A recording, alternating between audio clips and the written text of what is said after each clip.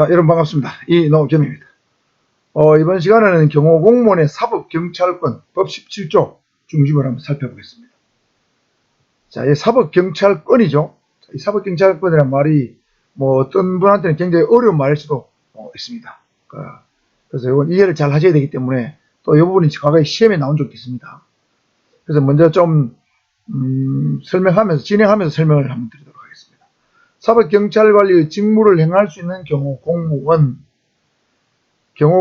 괄호 열고 처장의 제청으로 서울중앙지방검찰청 검사장이 지명한 경호공무원을 말함. 괄호 닫고 경호무 수행 중 인지한 그 소관에 속하는 범죄에 대하여 직무상 또는 수사상 긴급을 요하는 한도 내에서 사법경찰관리의 직무를 수행할 수 있다. 자, 여기서 사법경찰관리는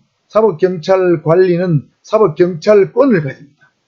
그러면 사법경찰관리는 뭐냐면 사법경찰관과 사법경찰리를 말해요. 사법경찰관과 사법경찰리인데, 사법경찰이라는 것은 검사의 동상 지휘를 받았어. 또는 요즘은 이제 법이 바뀌었으니까 검사의 지휘를 안 받죠.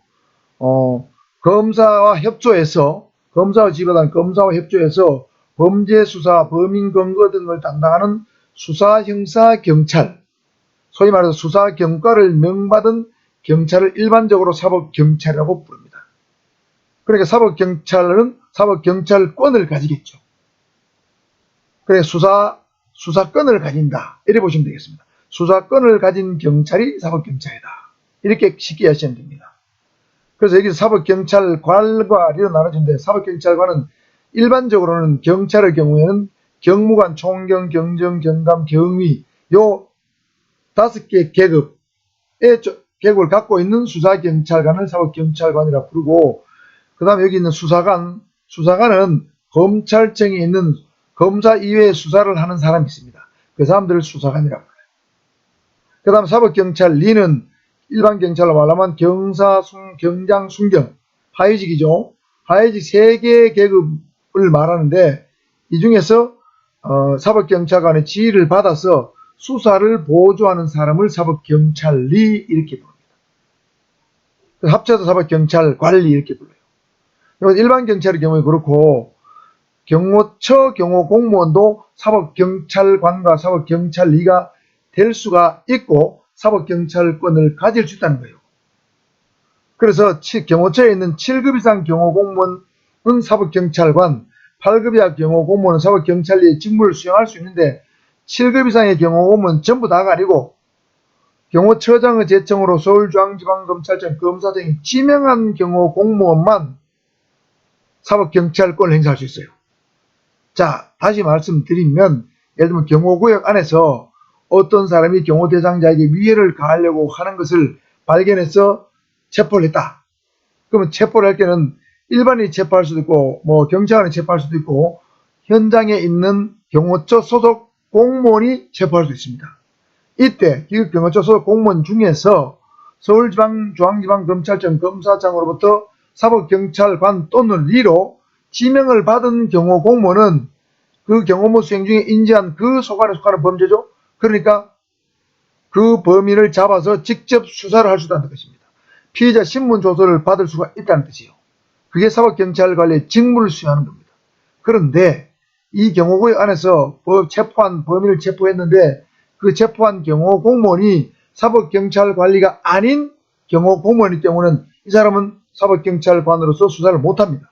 그럼 어떻게 해야 되느냐? 사법경찰권이 있는 7급 또는 7급, 8급, 7급 이상 경호공무원 또는 8급 이하 경호공무원한테 그 신병을 인계해야 됩니다. 무슨 말인지 아시나요? 자, 정리하면 사법경찰권이 있는 경호공무원은 그 소관 범죄에 관해서 대통령이 위해를 가할 어떤 사람을 체포했을 때 그 범위 안에서 체포해서 수사할 수 있습니다. 피의자 신문조서를 작성할 수 있는데, 그 사법경찰권이 없는 경호공무원이 어떤 대통령에게 위해를 가하는 사람을 체포해도 체포는 가능하겠죠. 체포는 누구나 가능하니까. 현행법이니까. 그러나 수사는 못한다는 겁니다. 그것이 바로 경호업무 수행 중 인지한 소관에 속하는 범죄입니다. 자, 그럼 다시 말씀드리면 다른 예를 들어보자면, 경호구역 안에서 어떤 놈이 다른 사람의 주머니에서 소매치기를 하는 것을 사법경찰권이 있는 경호고문이 발견했다. 그러면 체포는 할 수 있어요. 현행범이니까. 그러나 그거는 소매치기는 경호 업무와 관계가 없죠. 소관원에 속하는 범죄가 아니에요. 그런 경우는 일반 사법경찰관리, 즉 예를 들면 종로경찰서, 형사과, 형사한테 인계해야 된다는 뜻입니다. 아시겠죠? 그래야만 된다는 거예요. 그것이 정상적인 업무 처리 방식입니다. 자, 그래서 사법경찰관리의 직무를 행할 수 있는 경우 공무원만 사법경찰권이 있고 그 범위 안에서만 수사를 할 수 있다. 그런 뜻입니다. 그러니까 여러분 경호 공무원 중에는 서울중앙지방검찰청 검사장으로부터 사법경찰권이 있는 사법경찰관리로 지명받은 사람이 있고 지명받지 않은 사람이 있다는 뜻입니다. 두 부류의 경호고문이 존재한다. 그렇게 이해하시면 되겠습니다. 자, 넘어갑니다. 다음은 소속공무원의 직권남용 금지 의무입니다. 대경법상의 의무와 국가공무원법상의 의무 두 가지가 있는데 대경법에서는 크게 두 가지가 있어요. 직권남용 금지 의무, 비밀누설 금지 의무 두 가지가 있습니다. 이 당연한 것이죠. 경호실 업무 수행하는데 필수적이기 때문에 특별히 규정한 것입니다. 그런데 특히 직권남용 금지 의무는 국가공무원법에도 없는 의무입니다. 그래서 직권남용 금지 의무는 본법에도 규정한 유일한 의무다. 이런 뜻입니다. 자, 그러면 국가공무원법에 있는 일반적인 공무원의 의무는 뭐가 있는가 살펴보면 선서 의무, 성실 의무, 복종 의무, 직장 이탈 금지 의무, 친절 공정 의무, 종교 중립 의무, 비밀 엄수 의무 위에 있죠. 똑같잖아요. 청렴 의무, 품위 유지 의무, 영리 업무 및 겸직 금지 의무, 정치운동 금지, 집단행위 금지 의무 등이 있습니다. 여기에 여러분 보다시피 이 빨간 것이 직권남용 금지 의무는 없죠. 비밀누설 금지 의무는 대경법에도 있고 국가공무원법에도 있습니다. 자, 그럼 시험 문제를 낼 때 다음 중 경호처 경호공무원의 의무 중에서 대경법과 국가공무원법의 공통적인 의무는 뭐냐 하면 비밀누설 금지 의무예요. 그러나 다른 각도로 국가공무원법에는 없으나 대경법에만 있는 의무는 뭐냐 하면 직권남용 금지 의무다. 이해하셨죠? 넘어갑니다. 경호처 소속공무원의 권리입니다. 권리. 의무가 있으면 권리가 일반적으로 있죠. 그래서 신분상의 권리는 직무수행 집행시에 대경법과 형법상의 공무집행 방해죄 등으로부터 보호받을 권리가 있다. 예를 들면 대통령 경호 공무원이 경호업무를 수행하는데 어떤 대통령의 위해를 가하는 사람을 제지하는 과정에서 상대방이 그 경호 공무원에게 폭행, 협박으로 공무집행을 방해하면 형법상의 공무집행죄로 그 사람을 다스릴 수 있다는 뜻이 되겠죠. 그게 신분상의 권리입니다. 그 다음 재산의 권리는 각종 봉급을 받을 권리, 수당을 받을 권리, 보상을 받는다. 예를 들면 공무수행 중에 다치거나 사망했을 때. 그 다음에 연금을 받을 권리, 실비변상의 보수를 받을 권리는 출장비를 받을 권리입니다. 쉽게 말하면. 그 다음에 공무원 연금법상 여러 급여, 퇴직금, 사망조의금, 제1호금을 받을 권리가 존재하죠. 자, 여기서 이 수당에는 공로퇴직수당과 명예퇴직수당도 포함됩니다. 자, 공로퇴직수당은 경호공무원으로 10년 이상 근무하고 퇴직할 때 지급하는 거예요. 이 공로퇴직수당을 지급하는 공무원은 거의 없습니다. 제가 아는 바로는 이 대통령 경호공무원에는 본 적이 없어요. 경찰관도 10년 근무해도 공로퇴직수당은 없습니다. 그런데 경호공무원은 이런 수당이 있고 그 다음 명예퇴직수당은 경호공무원으로 20년 이상 근속을 하게 되면 근속한 공무원 중에서 정년퇴직이 1년 이상 남아야 됩니다. 1년 이상 남은 사람한테 1계급 승진을 시켜주면서 명예퇴직수당을 좀 주는 거예요. 몇 천만 원 줍니다. 요거는 일반 공무원, 경찰 공무원 다 있어요. 근데 공로퇴직수당은 대통령 경호 공무원에게만 거의 고유하게 존재하는 수당이다. 이렇게 하시면 되겠습니다. 그 다음에 실비변상을 받는 권리는 출장비 같은 거 받을 권리죠. 실제 출장에 들어간 비용을 변상받는다. 그래서 실비라고 봅니다. 그 실비집의 실비가 아니에요. 술집 실비집 아닙니다. 자, 그 다음에 무기의 휴대 및 사용입니다. 19조. 처장은 직무를 수행하기 위하여 필요하다고 인정할 때는 소속공무원에게 무기를 휴대하게 할 수 있다니까 경호처 소속공무원은 항상 무기를 휴대한다 하면 틀린 거죠? 상시휴대가 아니라는 뜻입니다. 무기 사용입니다. 휴대한 다음에 사용하죠. 무기를 휴대하는 사람은 그 직무를 수행할 때 필요하다고 인정하는 상당한 이유가 있을 경우에 그 사태에 대응하여 부득이하다고 판단되는 한도 내에서 무기를 사용할 수 있다. 여러분 무기를 함부로 사용하게 되면 생명을 죽게 하거나 다치게 할 수 있죠. 그래서 필요성과 상당성과 부득이성, 즉 불가피성, 불가피성의 요건이 충족돼야만 무기를 사용할 수 있다는 뜻이 되겠습니다. 요건이죠. 자, 그럼 무기 사용의 요건은 직무수행에서 필요성, 상당성, 부득이성 이런 겁니다. 그런데 요건이 된다 해서 무한정 쓸 수 있는 건 아니에요. 이게 바로 무기 사용의 제한 또는 한계입니다. 원칙은 무기를 사용하더라도 상대방에게 위해를 가해서는 안 됩니다. 즉 상대방을 죽게 하거나 다치게 해서는 안 된다는 뜻입니다. 예를 들면 공포탄을 쏜다. 이 정도까지는 가능하다. 이게 원칙입니다. 그러나 예외적으로 위해를 가할 수 있는 경우, 위해를 가해도 되는 경우, 요게 몇 가지가 나와요. 요거 잘 알아두시기 돼요. 첫 번째는 정당방위다. 예를 들면 경호공무원이 경호를 수행하는데 어떤 사람이 경호공무원에게 뭐 칼로 찌르려 한다. 그러면 총기를 사용해서 위해를 가할 수 있겠죠. 정당방위죠. 두 번째 긴급피난입니다. 경호구역 안에서 예를 들면 어떤 갑자기 알 수 없는 물체가 경호공무원인데 갑자기 날아서 피하다가 옆에 있는 어떤 일반 행사에 참가하는 사람을 다치겠다. 이거 긴급피난이죠. 가만 막고 있는 사람이 없지 않습니다. 누군가가 직접 사람을 위해를 가했다면 그걸 방해하기 위해서 했다면 그건 정당방위지만 어떤 물건이 갑자기 날아왔다. 하늘에서 물건이 떨어지니까 피하다가 옆에 사람을 다치겠다. 이건 긴급피난이에요.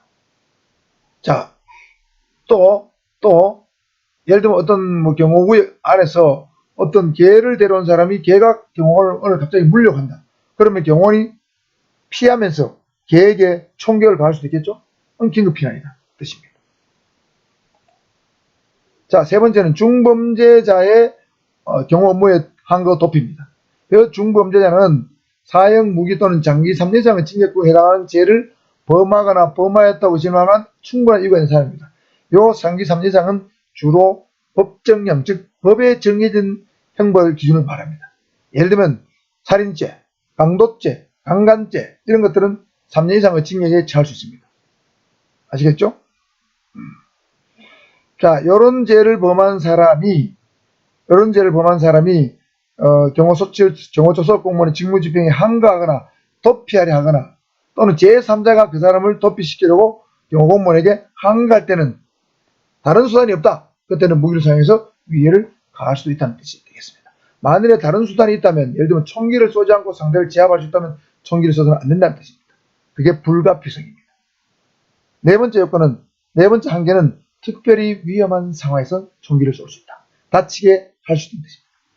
특별히 위험한 상황은 주로 야간에 어떤 위해가 있을 때, 경호 대상자의 위해가 있을 때, 또는 둘 이상의 집단이 경호 대상자의 위해를 가하려 할 때, 기타 혼자라도 흉기나 기타 위험한 물건을 휴대하고 경호업무를 방해하기 위해서 소속 공무원에게 항제할 경우에 무기를 사용하지 않고는 다른 방법으로는 상대를 제압할 수 없다. 이럴 경우에 위해를 가할 수 있다는 것이죠. 자, 그럼 위해를 가할 수 있는 경우는 정당방위, 긴급피난, 중범죄자의 어떤 체포 또는 항거 억제죠. 네 번째는 야간, 집단, 흉기 기타 위험 물건 휴대한 특별히 위험한 상황에서 무기를 사용해서 위해를 가할 수 있다. 이 네 가지가 되겠습니다. 자, 벌칙입니다. 벌칙이 뭐냐면 경호고문이 경호업무를 하면서 뭘 잘못하면 벌칙이 있어야 조심하겠죠. 그래서 5년 이하 징역금고나 1,000만 원 이하 벌금이 세 가지가 있어요. 이거 객관 시험 내기 좋죠. 다음 중 경호공무원의 의무 위반 사항 중에서 벌칙이 종류가 다른 하나는 하면 요거 세 개 하나 이때 가능. 딱 되기 좋잖아요. 비밀 누설 금지 의무, 직권남용 금지 의무, 무기 사용 후 어떤 원칙과 제한을 위반할 때는 다 5년 1,000만 원입니다. 비직무입니다. 비무직으로 할까요? 비무직. 자, 무직이죠? 비무직 5천. 비무직 5천입니다. 5년 1,000만 합쳐서. 비무직 5천. 여기 가두십시오. 자, 비무직 5천이다. 2년 이하 징역금고 500만 이하 벌금 하나밖에 없습니다. 처장의 허가를 받지 않고 경호 관련 직무 관련 사항을 외부에 공포 발간했다. 자, 2년에 500만 원 무단 발간이죠. 무단 발간. 자, 비무직 5천만 잘 넣어두시기 바랍니다. 아시겠죠? 자, 그 다음 교육훈련입니다. 또는 공로연수인데 경호처장은 경호공무원으로 20년 이상 근무한 후 퇴직하고자 하는 데 대해서는 퇴직 후에 사회적 능력에 비양을 해서 1년 이내 범위에서 연수를 할 수 있습니다. 이걸 그래서 공로연수라고 부릅니다. 쉽게 말하면 20년에서 근무한 사람 중에서 퇴직을 앞두고 있는 사람한테 제2의 사회생활을 좀 잘할 수 있도록 연수교육을 시켜주는 거예요. 이게 공로연수 또는 교육훈련인데 요건은 20년에서 근무해야 되고 1년 이내 범위에서 연수를 시킨다 이런 뜻이 되겠습니다. 그 다음에 경호 관련 법령 중에서 경찰관 직무집행법 이거 앞에 한번 공부했죠? 등입니다. 자, 법적 근거 경기법 2조에서 경찰의 직무 범위를 경비 주요행사 경호 및 대간접 대테러 작전 수행으로 규정을 하고 있습니다. 그러니까 주요행사 경호를 경찰이 할 수 있는 법적 근거는 경직법이죠. 그런데 이 경직법에 근거해서 경찰청 훈령을 만들어놨는데 예를 들면 경호규칙, 경호펠람 이런 것들은 경찰청장이 훈령에 따라 만들어서 이 경호규칙과 경호펠람에 의해서 경찰 경호 활동을 한다. 이렇게 보시면 되겠고요. 경찰 경호 대상은 다 압니다. 총리, 국회의장, 대법원장, 헌재소장, 기타 경찰청장이 인정하는 자입니다. 자, 참고로 퇴임 후 10년이 지난 전직 대통령 또는 대통령 선거 후보자 주한외교 사절은 경찰청장이 무조건 경호를 해주냐? 그렇지 않습니다. 경찰청장이 판단해서 경호법을 정하기 때문에 반드시 경호 대상이 되는 것은 아니에요. 그래서 2012년 대선 당시에 박근혜, 문재인, 안철수, 그 다음에 이정희 이런 사람들이 다 대통령 선거 후보자였습니다. 그런데 박근혜, 문재인, 안철수 씨만 경찰청에서 경호를 해주고 이정희는 별로 경호의 가치가 없다 해서 경호를 안 해줬는데 그 판단할 수 있는 주체는 경찰청장이 재량으로 판단한다. 이렇게 보시면 되겠습니다. 이런 건 시험에 안 나오지만 참고로 보시라는 뜻입니다. 그 다음에 경비업법과 청원경찰법인데 민간경호의 주체죠. 경비업법에는 신변보호 업무를 영업을 하는 경비법인이나 경변이 민간경비의 주체죠. 이건 민간경비의 주체입니다. 경비법인 또는 경비원. 신변보호 경비법인 그리고 신변보호 일반 경변이겠죠. 자, 청정법 3조는 청원경찰은 청원경찰의 경비법 내에서 경직법상의 요인경호 임무를 수행할 수 있습니다. 예를 들면 청경이 근무하고 있는 김해공항에 대통령이 왔다. 그러면 대통령 경호처 공무원하고 22경찰 경호대 그 다음에 경찰관이 가서 주로 경호 및 경비 업무를 하겠지만 청원경찰 보고도 경호처장이 어디를 지켜라 경호를 해라고 하면 경호 경비 업무를 수행할 수 있다는 뜻이 되겠습니다. 자, 그래서 경호의 주체는 공경호의 주체가 있고 민간경호의 주체가 있는데 민간경호의 주체는 경비법인이나 경비원 또는 청원경찰, 민간경호의 주체가 될 수 있다는 뜻이 되고요. 자, 마지막으로 민법상 고용계약 등에 의한 경호에서 경호의 주체가 생길 수 있다는 것이죠. 자, 예를 들면은 기업인, 예술인, 연예인, 스포츠 선수 등이 어떤 특정한 예를 들면 용인대 무도 무도 3단 자리를 5명을 고용해서 자기 신변 경호를 시킨다. 이러면 이거는 개인 간의 고용계약이죠. 민법상의 개인을 고용해가지고 자기 경호를 시킬 수 있습니다. 이거를 법 외의 경호라고 불러요. 경비법, 청정법, 대경법, 경직법 밖에 있는 경호라 해서 법외의 경호라고 부르는데 이 법의 경우는 불법이냐 아니냐. 불법이라고 보는 것은 옳지 않다. 법의 경우이기 때문에 불법 경우는 아니고 합법적인 경우인데 통상적으로 말하는 보통 대경법, 경직법, 그 다음에 청원경찰법, 경비업법에 속하지 않는 경호라는 의미에서 법의 경우지 불법 경우는 아니다. 이것을 불법으로 규정하면 안 된다 하는 것을 말씀드리면서 경호의 주체에 관한 부분 2장 교육을 모두 마치도록 하겠습니다. 여러분 혹시 궁금한 거 있으면 이양하시면은 제 유튜브 영상에다가 글을 질문을 올리시면 제가 수시로 생각이 날 때마다 들어가서 답을 올려드리도록 하겠습니다. 아시겠죠? 이렇게 해서 여러분 경호학 2장 전체 강의를 마쳤습니다. 3장은 제가 이미 올라왔죠. 그래서 1장, 2장, 3장 경호학은 끝이 났고 다음 영상은 이제 4장부터 강의를 하도록 하겠습니다. 많은 성원과 기대 부탁드립니다. 이상입니다.